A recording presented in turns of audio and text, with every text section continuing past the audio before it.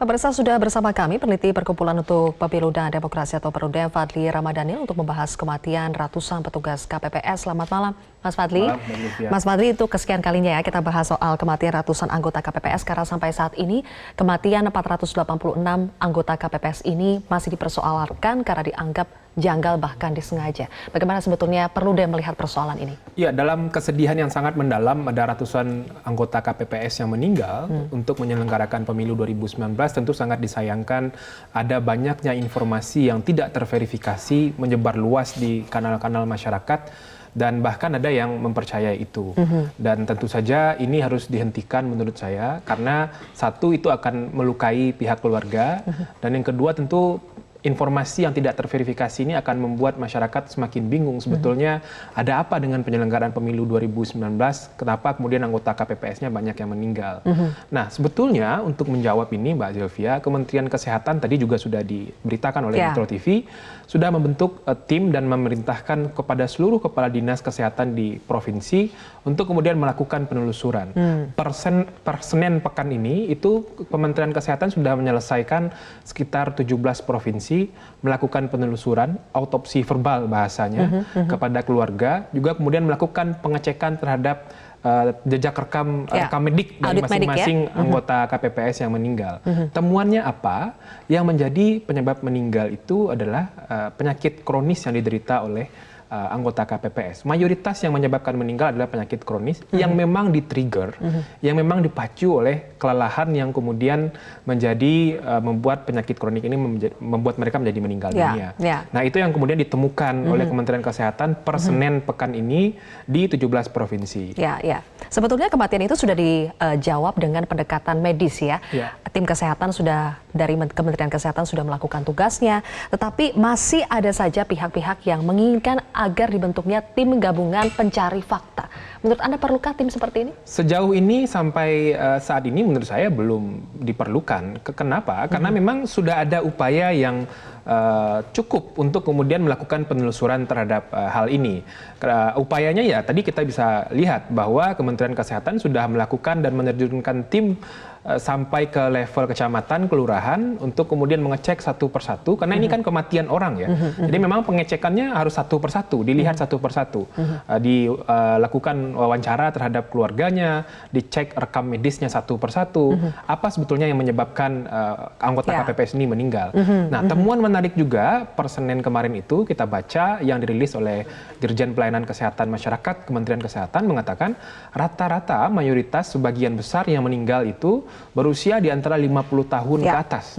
Jadi ini ada faktor usia juga yang kemudian harus diperhatikan. Kalau dengan catatan medik seperti itu, berlebihankah jika disebut ada sebetulnya upaya untuk mempolitisasi kematian anggota KPPS ini demi kepentingan politik tertentu? Ya, kalau kita lihat dalam beberapa waktu belakangan ini memang ada pihak yang melakukan itu. Bahkan sampai ada yang mengatakan bahwa ini diracun. Kemudian bahkan mengatakan ini disengaja dilakukan upaya pembunuhan terhadap anggota KPPS. Ini kan sangat disayangkan sekali. Kalau dalam logika yang sangat sederhana saja, untuk apa kemudian dilakukan pembunuhan terhadap anggota KPPS ini kalau kepentingannya untuk pemenangan pemilu? Kan nggak masuk akal.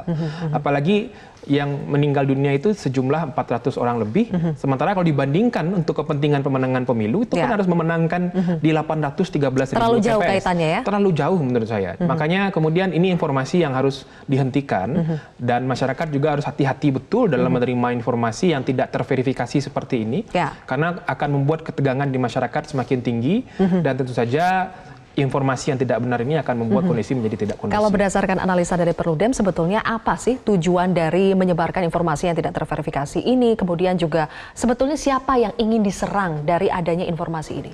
Ya, kalau kita lihat perjalanan proses pemilu 2019 kan ada banyak upaya yang dilakukan. Yang namanya kontestasi pemilu ada banyak sekali kepentingan. Nah, salah satu yang kemudian kita lihat adalah upaya kemudian menebarkan isu-isu yang tidak jelas terkait dengan kematian KPPS ini. Tentu saja muaranya nanti akan membuat legitimasi proses penyelenggaraan pemilu menjadi dipertanyakan. Nah, apalagi ini yang kita tidak inginkan sebetulnya. Karena proses pemilu ini kan proses yang sudah begitu panjang, melibatkan banyak pihak, Mbak Zilvia, mulai KPPS, PPK, kemudian penyelenggara KPU kabupaten kota sampai tingkat KPU RI. Nah, jadi ini yang sebetulnya harus dihindari dan diwaspadai oleh masyarakat bahwa tidak boleh kemudian informasi yang tidak benar ini kemudian terus dipolitisasi, dijadikan alat untuk mendelegitimasi proses pemilu yang sudah melibatkan banyak upaya anak bangsa. Dan pemilu ini kan sebetulnya adalah upaya transisi yang harusnya kita hormati dan kita hargai bersama. Upaya untuk memberikan pemahaman kepada masyarakat terus kita lakukan, tetapi apakah langkah hukum adalah cara yang tepat untuk menghentikan upaya politisasi ini? Ya, menurut saya kalau kemudian langkah ini bisa dicegah dengan memberikan penjelasan dengan informasi yang jauh lebih benar itu sudah cukup ya.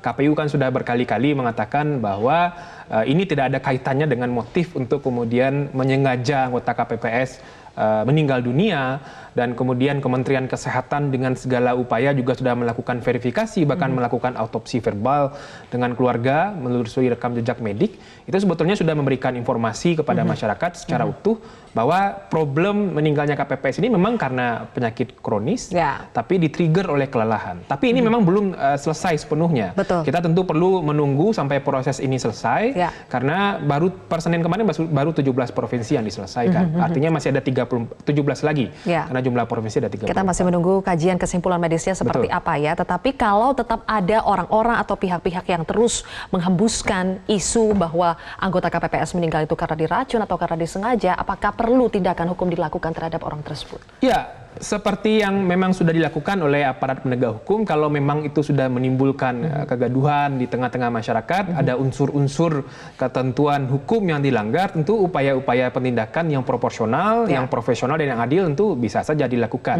Tapi sebetulnya yang jauh lebih penting menurut saya adalah menjelaskan informasi yang benar kepada masyarakat terkait dengan meninggalnya anggota KPPS ini adalah salah satu hal yang paling penting dalam iklim demokrasi di Indonesia saat ini. Terakhir Mas Fadli, dengan banyaknya korban jiwa yang berjatuhan dan juga ada ekses negatif dari meninggalnya 486 anggota KPPS ini, apa langkah korektif yang bisa dilakukan untuk pemilu ke depannya? Ya, perbaikan harus dilakukan Mbak Sylvia. Pertama tentu saja jenis pemilu yang diselenggarakan dalam 5 kotak ini harus dievaluasi. Misalnya dengan membagi lagi pemilu serentak nasional dengan pemilu serentak lokal. Jadi anggota KPPS bebannya tidak terlalu banyak di satu event penyelenggaraan pemilu. Nah, yang kedua mungkin perlu difikirkan ulang soal batasan usia maksimal anggota KPPS agar kemudian tidak ada yang berusia lanjut masih kemudian mendapatkan beban tugas yang cukup berat di dalam proses penyelenggaraan pemilu.